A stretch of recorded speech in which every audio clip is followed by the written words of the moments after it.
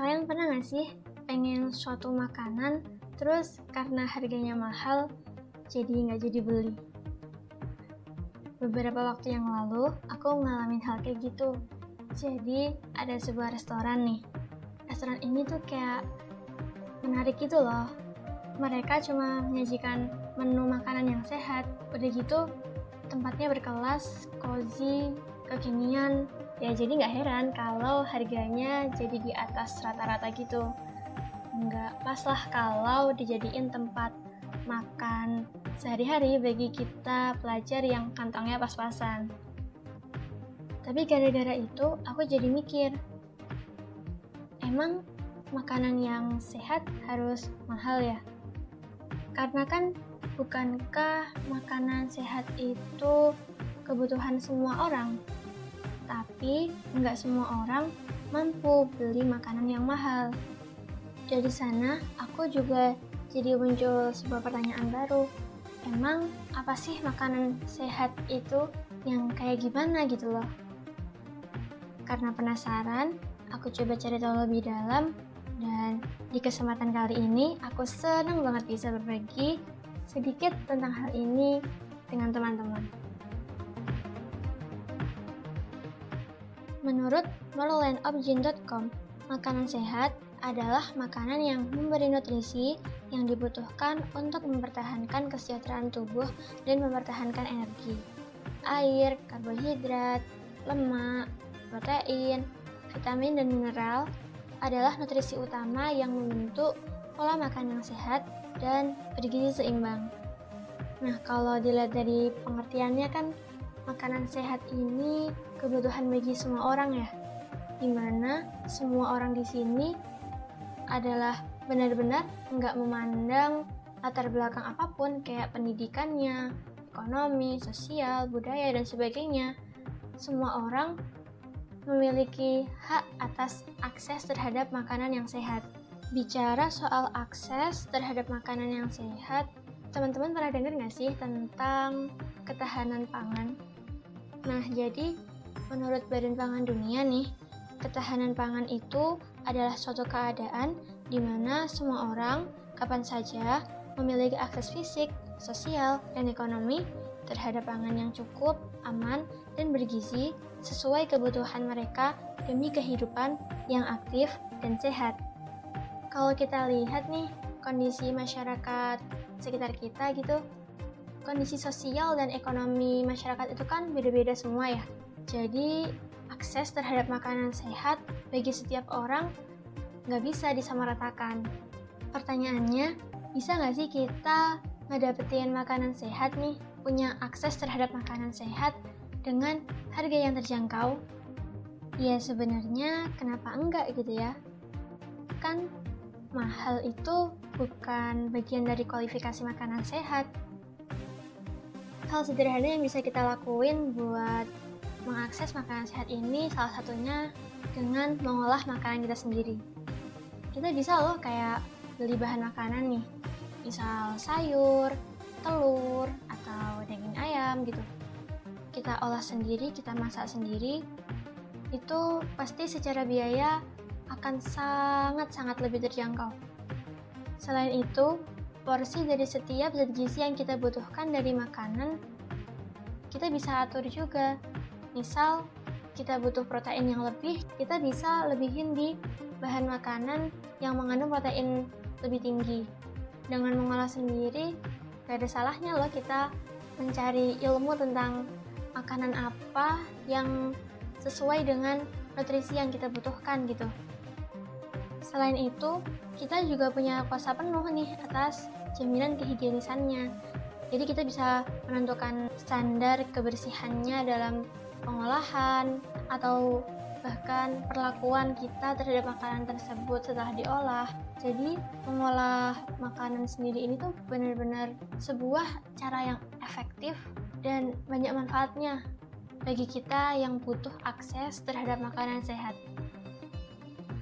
Tapi suka kepikiran gak sih, kok hal-hal yang memiliki klaim sehat gitu kesannya lebih eksklusif, terus harganya biasanya lebih tinggi daripada produk sejenis pada umumnya. termasuk makanan ini. Selain restoran yang aku ceritain tadi di awal, pasti kita sering lihat kan iklan di media sosial gitu. Produk-produk yang sehat, kalau dipikir-pikir, wah kalau aku konsumsi ini aku sehat nih gitu kan. Cuman ketika melihat harganya, jadi nggak jadi gitu karena wah kok nggak ramah kantong gitu. Suka bikin kepikiran nggak sih kayak masa sehat harus mahal sih? Terus kalau aku nggak punya uang, aku nggak bisa sehat dong gitu. Jadi sebenarnya kalau diperhatiin lebih detail ya, produk-produk sehat yang dijual di luar sana itu sebenarnya nggak cuma ngejual nilai sehatnya itu buat para konsumen. Mereka pasti punya nilai lain yang menjadi nilai jual sehingga produk mereka itu bisa mereka hargai dengan harga yang tinggi. Misal nih kayak mungkin estetika, fasilitas tempat, tren kekinian, variasi menu, atau inovasi yang bisa dibilang gaya hidup gitu. Kita kan pasti ingin gaya hidup sehat menjadi gaya hidup utama yang kita terapkan sehari-hari gitu ya. Tapi gak bisa dipungkiri juga kalau beberapa orang memiliki gaya hidup yang mewah.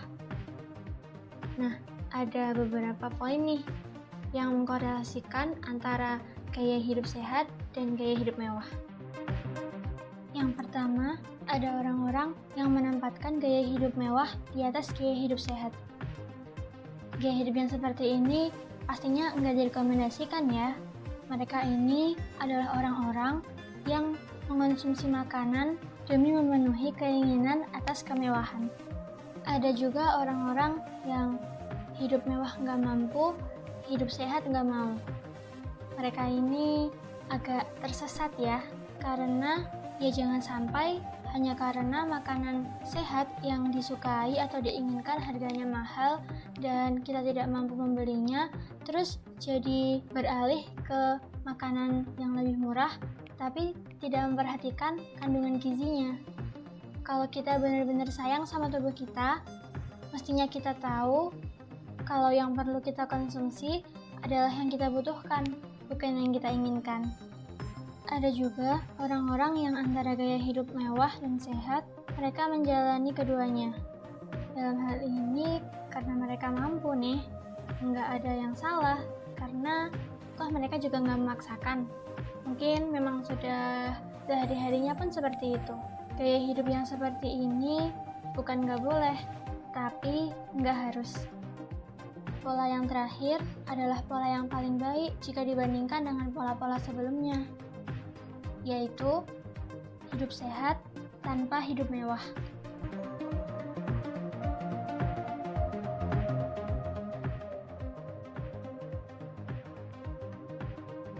Sebagai seorang muslim, kesederhanaan pastinya lebih diutamakan daripada bermewah-mewahan.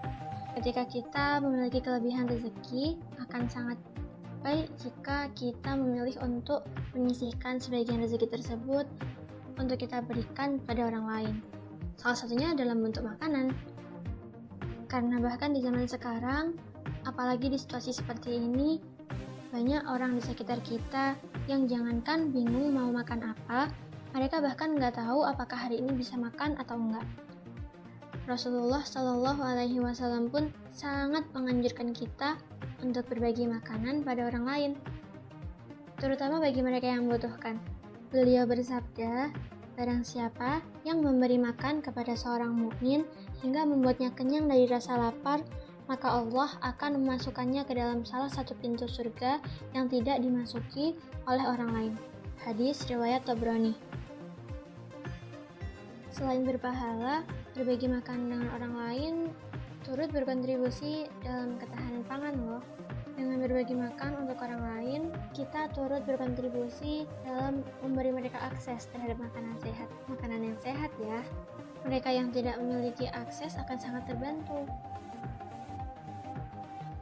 Apa kita harus makan makanan yang sehat dan bergizi seimbang? Iya.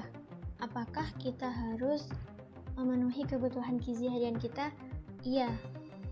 Tapi, apakah kita harus memiliki gaya hidup yang eksklusif demi mendapatkannya?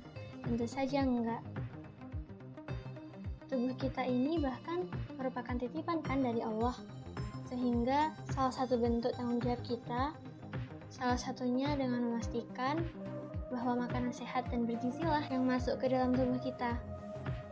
Jadi, ayo kita makan makanan yang baik dan membaikkan, makanan yang sehat dan menyehatkan. Dan ayo kita lebih mengutamakan kesehatan daripada kemewahan. Ketika kita memilih kemewahan, kita akan mendapatkannya, tapi hanya itu yang kita dapatkan. Sedangkan, ketika kita memilih hidup sehat, kita pasti akan mendapatkan keduanya. Karena memiliki tubuh yang sehat itulah kemewahan yang paling tak ternilai harganya.